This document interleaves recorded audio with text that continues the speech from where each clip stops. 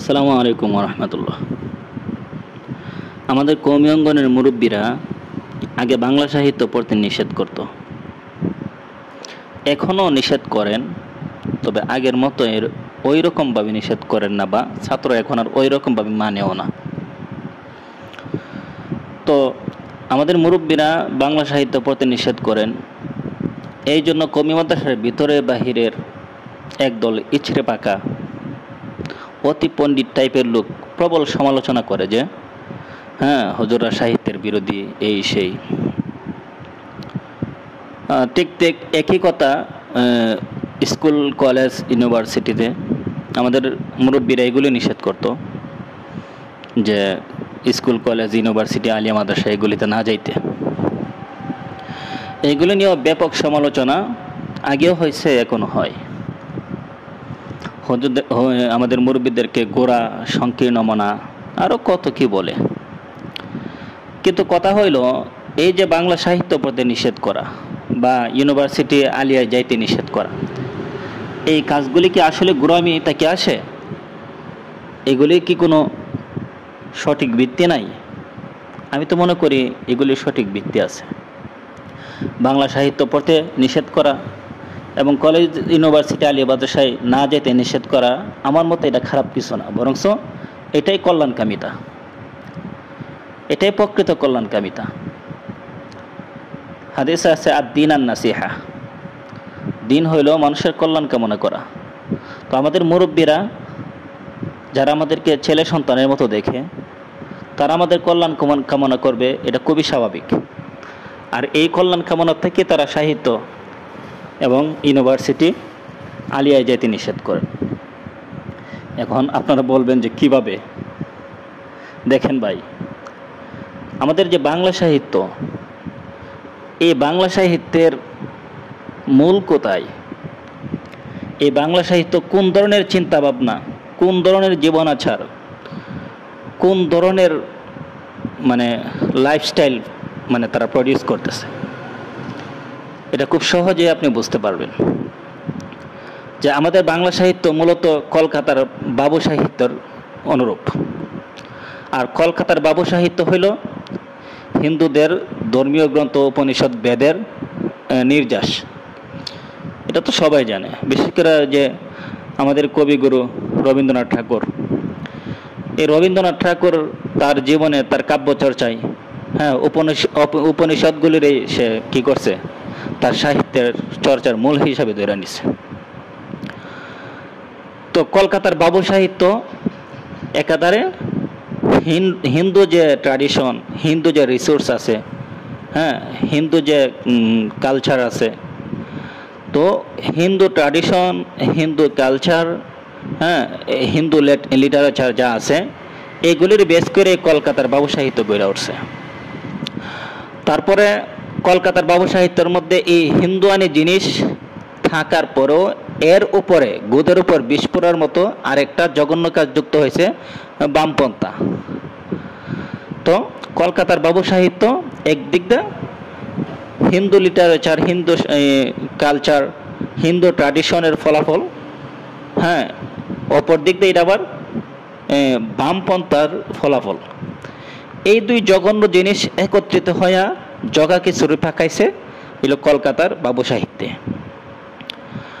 আর ওই সাহিত্যের পুরোধাকারা রবীন্দ্রনাথ ঠাকুর, বঙ্কিম, হ্যাঁ, শরৎচন্দ্র, হ্যাঁ, মাইকেল মধুসূদন দত্ত, এই যারা আছে, এই কোন লোকটা এমন আছে যে ইসলাম এবং মুসলমানদের প্রতি বিদ্বেষী না? কোন লোকটা এমন আছে যারা ইসলামের প্রতি এবং মুসলমানদের প্রতি কমপক্ষে নিরপেক্ষ থাকার চেষ্টা করছে, তাদের প্রকৃত অবদানগুলি তুলে ধরার চেষ্টা করছে? অবদান না তুলে ধরক, কমপক্ষে হ্যাঁ নিরপেক্ষ থাকার, তাদের উপর অপবাদ না দেওয়ার চেষ্টা করছে, কেউ নাই। হ্যাঁ, রঠা আর বঙ্কিম তো একদম মুসলমানদের বিরুদ্ধে, ইসলামের বিরুদ্ধে একদম যুদ্ধাংদেহী বাপ। পাল্লেহারা ইসলামের সমূলে ধ্বংস করে দিত, পাল্লেহারা উপমহাদেশে মুসলমানদেরকে সমূলে ধ্বংস করে দিত। তো এই বাবু সাহিত্যের অনুরূপ হলো আমাদের বাংলা সাহিত্য। আমাদের এই বাবু সাহিত্যের থেকে আমাদের বাংলা সাহিত্য আসছে, এবং আমাদের বাংলা ভূখণ্ডে বাংলাদেশে যে কথিত মুসলমান সাহিত্যিকরা আছে তারা চোখ বুজা ওই কলকাতার বাবু সাহিত্যের অনুসরণ করছে। এই কথাটা কে না জানে? তো ফলাফল কি?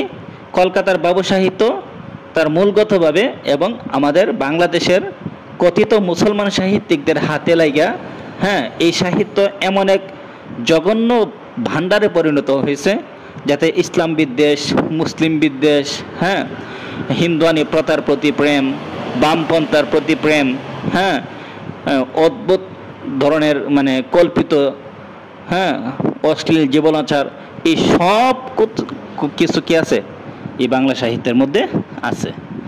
আর এই বাংলা সাহিত্য এটা এমন একটা সাহিত্য, এই সাহিত্যের একজন মানে মনোযোগী পাঠক যে উপনিবেশ সহ যে বাংলা সাহিত্য পাঠ করছে, হ্যাঁ, কোনো ক্রিটিক ছাড়া যে বাংলা সাহিত্যের ছাত্র, তার মুরতাদ হওয়া নিশ্চিত। এটার ভরি ভরি উদাহরণ আছে। আমাদের ভার্সিটিগুলির যে বাংলা লিটারেচার যে বিভাগ আছে, ডিপার্টমেন্ট আছে, ওইখানের ছাত্রদেরকে আপনি দেখেন, লক্ষ্য করেন, তাদের অবস্থা অন্য অন্য ডিপার্টমেন্টের ছাত্রদের তুলনায় অনেক বাজে, অনেক জঘন্য। ঠিক তেমনি যারা সাহিত্যের চর্চা করছে, হ্যাঁ, আপনি তাদের প্রত্যেকের দেখেন, আমাদের আজকের জাফর ইকবাল, হুমায়ুন আহমদ থেকে নিয়া, হ্যাঁ, এমন কোন সাহিত্যিক আছে যার লেখার মধ্যে ইসলামের স্বতন্ত্রতা আছে, মুসলমানদের প্রতি দরদ এবং ভালোবাসা আছে? কোন সাহিত্যিকটা আছে এরকম? তাহলে এই সাহিত্য এমন সাহিত্য, এটা এমন বিশ্ব ভাণ্ডার যে এটা যদি কেউ উপনিবেশ সহ মোতালা করে, পড়াশোনা করে, এটার পিছনে শ্রম দেয়, তাহলে সে নিশ্চিতভাবে হয়তো মুরতাদ হবে। মুরতাদ যদি নাও হয় তাহলে ইসলাম এবং মুসলমানদের প্রতি বীতশ্রদ্ধ হবে। যদি এতটুকু না হয়, কমপক্ষে ইসলামের প্রতি উদাসীন হবে, এটা নিশ্চিত। তো এই যে কথাগুলি বললাম যে কলকাতার বাবু সাহিত্য এটা হিন্দুয়ানি ট্র্যাডিশন, হিন্দুয়ানি কালচার, হিন্দুয়ানি লিটারেচার এবং বাম লিটারেচার থেকে এই সবগুলি একত্রিত হয়ে একটা বিষক্রিয়া, একটা বিষের একটা ভাণ্ডার তৈরি করছে কলকাতার বাবু সাহিত্যিকরা। আর আমাদের বাংলাদেশের কথিত মুসলমান সাহিত্যিকরা ওই বিষ ভাণ্ডারের চোখ বোঝা কি করছে? গলৎকরণ করছে। তারা এটাই গিলছে এবং এটাই পরবর্তীতে প্রডিউস করছে। তো আমি যে এই দাবিটা করলাম যে বাংলা সাহিত্য একটা বিষ ভাণ্ডার, এই দাবির পক্ষে আপনি যদি প্রমাণ পাইতে চান তাহলে বেশি দূর যাওয়া লাগবে না। আমাদের কওমি মাদ্রাসার ছাত্রদিদিকে দেখেন, হ্যাঁ, কওমি মাদ্রাসার ছাত্রদের মধ্যে যে যত বেশি বাংলা সাহিত্যের প্রতি আগ্রহী, বাংলা সাহিত্যের মধ্যে যে যত বেশি মরছে, সে ইসলাম থেকে, হ্যাঁ, এবং মানে ইসলামী মুসলিম যে ধারা আছে এইটা থেকে সে ততই দূরে সরছে। হ্যাঁ, একটা ছেলে বাংলা সাহিত্যে ডুব দেওয়ার পরে দেখা যায় সর্বপ্রথম তার মাথা থেকে টুপি পরে গেছে। হ্যাঁ, টুপি পরে দেওয়া, পাঞ্জাবি পরে দেওয়া, এইগুলি তো খুবই নর্মাল বিষয়। বাংলা সাহিত্যের পিছনে লাগার পরে ইমান হারিয়ে ফেলছে, এরকম কওমি মাদ্রাসার ছাত্রর কি নাই? অভাব নাই। আজকে যারা কওমি মাদ্রাসার মুরব্বীদের বিরোধিতা করে, যে তারা কি করছে? তারা বাংলা সাহিত্য পড়তে নিষেধ করে। এই যে বিরোধিতা করে, যারা বিরোধিতা করে তাদেরকে দেখলে বোঝা যায় যে কেন মুরব্বীরা বাংলা সাহিত্য পড়তে নিষেধ করত। যে আজকে যে সালাউদ্দিন জাহাঙ্গীর আছে, মঞ্জুরুল হক আছে, হ্যাঁ, ওই সিলেটের আব্দুল হক আছে, তারপরে আরও যত মানে আমি নেহাল, হ্যাঁ, নেহাল আছে, মামদুদ। তো এই যে মানে কি কমু কওমির কুলাঙ্গার, এগুলির দিকে লক্ষ্য করলে বোঝা যায় যে আমাদের মুরব্বীরা বাংলা সাহিত্য পড়তে কেন নিষেধ করে। এরপর আসেন ইউনিভার্সিটি, আলিয়া মাদ্রাসা যেতে কেন নিষেধ করে? আলিয়া মাদ্রাসা যেতে কেন নিষেধ করে? এটা সুস্পষ্ট। কওমি মাদ্রাসা থেকে আলিয়া মাদ্রাসায় পড়তে গেছে এরকম ছেলেদের মধ্যে 90% ছেলে, হ্যাঁ, কোনো না কোনোভাবে হারাম প্রেমে জড়ায়া, হ্যাঁ, সে তার যে কমিশন যে একটা স্বাতন্ত্র্যতা ছিল, হ্যাঁ, তার যে একটা কমিটমেন্ট ছিল ইসলামের প্রতি, ইসলামের বিশুদ্ধতার প্রতি, এগুলো সে হারাই ফেলছে। আর ভার্সিটিতে যাওয়ার পর, এখন যে কওমি মাদ্রাসা থেকে যাওয়ার পরে যে লোকগুলি ভার্সিটিতে আছে, এদের অবস্থা কি? তারা মানে নামে তো মাওলানা, কওমি ফারেক, হ্যাঁ, কিন্তু এগুলি ভিতরে একটা কি মানে সেকুলার, লিবারেল বা এর চেয়েও খারাপ হয়ে রয়েছে। বড় উদাহরণ আছে, তুহিন খান্ডা আছে উদাহরণ হিসাবে। এরকম আরও মানে কত কেউই আছে যারা একসময় কমিতে পড়ছে, তারা আলেম, কিন্তু আলিয়া যাওয়ার পরে তাদের কথাবার্তা শুনলে, তাদের লেখা পড়লে আপনার মনে হইব যে ইসলামটাই সবচেয়ে বড় ভুল, ইসলামের পক্ষে থাকা সবচেয়ে বড় ভুল, মুসলমানদের পক্ষে থাকা সবচেয়ে বড় ভুল, এবং সেকুলাররাই সঠিক, লিবারেলরাই সঠিক। কথা যদিও তারা মুখ ফুইটা বলে না, হ্যাঁ, কিন্তু তাদের লেখা পড়লে, তাদের কথা শুনলে এটাই বোঝা যায় যে যত দোষ আছে সব দোষ মোল্লার, যত দোষ আছে সব দোষ মাদ্রাসার, যত দোষ আছে সব মুসলমানরার। কিন্তু তারা সেকুলার, লিবারেল, রাম বাম, তাদের দেখবেন কোন দোষ খুঁজে পায় না। তো এই যে বিষয়টা, আমাদের মুরব্বীরা কেন বাংলা সাহিত্যে ডুব দিতে নিষেধ করে, তারা কেন আলিয়া ইউনিভার্সিটি যেতে নিষেধ করে, এর সবচেয়ে বড় কারণ তারাই যারা এগুলির বিরোধিতা করে। হ্যাঁ, প্রতিটা সেক্টরে, বাংলা সাহিত্য কোন, ইউনিভার্সিটি কোন, আলিয়া কোন, প্রতিটা সেক্টরে যারা নিষেধ অমান্য করে গেছে তাদের অবস্থা কি আপনি লক্ষ্য করেন। লক্ষ্য করলে বুঝতে পারবেন যে আমাদের মুরব্বীরা কতটুকু দূরদর্শী ছিল। হ্যাঁ, এখন আপনি বলবেন যে তাহলে কি বাংলা সাহিত্য পড়ার দরকার নাই, আমাদের ভাষা সম্পর্কে জানা দরকার নাই, মানুষদেরকে কি ইসলামের দিকে ডাকার দরকার নাই? আমি বলব হ্যাঁ, 100 বার আছে। আপনার বাংলা সাহিত্য পড়ার দরকার আছে, বাংলা সাহিত্য শেখার দরকার আছে, এবং সাহিত্যের মাধ্যমে মানুষদেরকে দাওয়াত দেওয়ার দরকার আছে। এই কথা শতভাগ সঠিক। কিন্তু কথা হইল, আপনি লাভ করতে গিয়ে পুঁজি হারাই ফেলবেন কেন? আপনি যদি সাহিত্য পড়া যদি ইচ্ছাই হয় ইসলামের খেদমত করার জন্য, তাহলে সাহিত্য পড়তে গেলে আপনার ইমান হারাই যায় কেন? আপনার সাহিত্য পড়ার ইচ্ছাই যদি হয় আপনি ইসলামের খেদমত করার জন্য, তাহলে সাহিত্য পড়তে গেলে ইসলামের পোশাক আশাক, ইসলামের চিন্তা ভাবনার প্রতি আপনার বীতশ্রদ্ধতা, আপনার বিরূপ মনোভাব কেন আসে? কেন আপনার মাথা থেকে টুপি পড়ে যায়? কেন আপনার ভিতর থেকে ইমান চলে যায়? এগুলি প্রমাণ করে যে আপনি যতই ভালো নিয়ত নিয়ে এই জগতে আসেন, এটা এমন একটা জগৎ, এটা এমন একটা বিশ্ব ভাণ্ডার, এটা এমন একটা নোংরা জায়গা, এখানে আসলে আপনার শরীরে কাদা লাগবেই।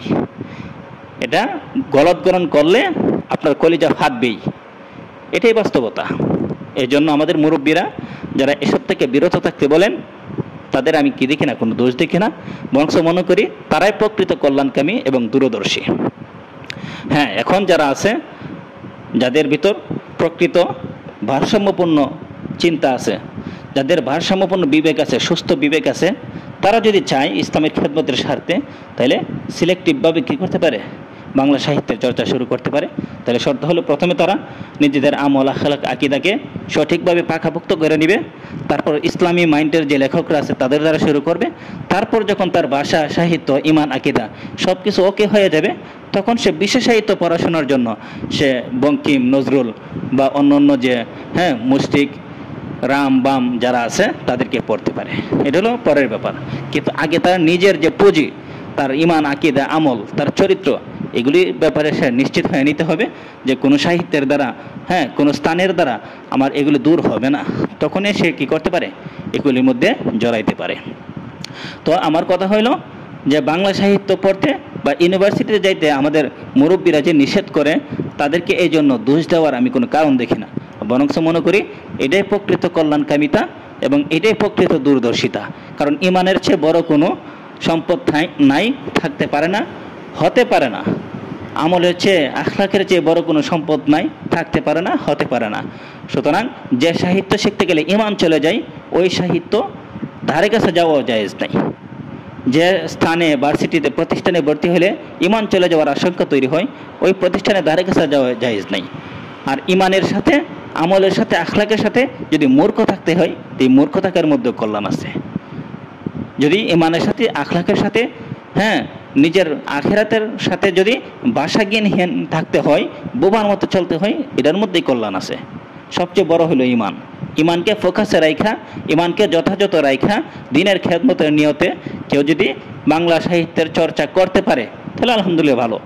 কিন্তু আমাদের অভিজ্ঞতা বলে বাংলা সাহিত্যের চর্চা করতে গেছে, তারপর আবার ইমান আমল ঠিক রাখছে, এরকম মানুষের সংখ্যা খুবই অপ্রতুল।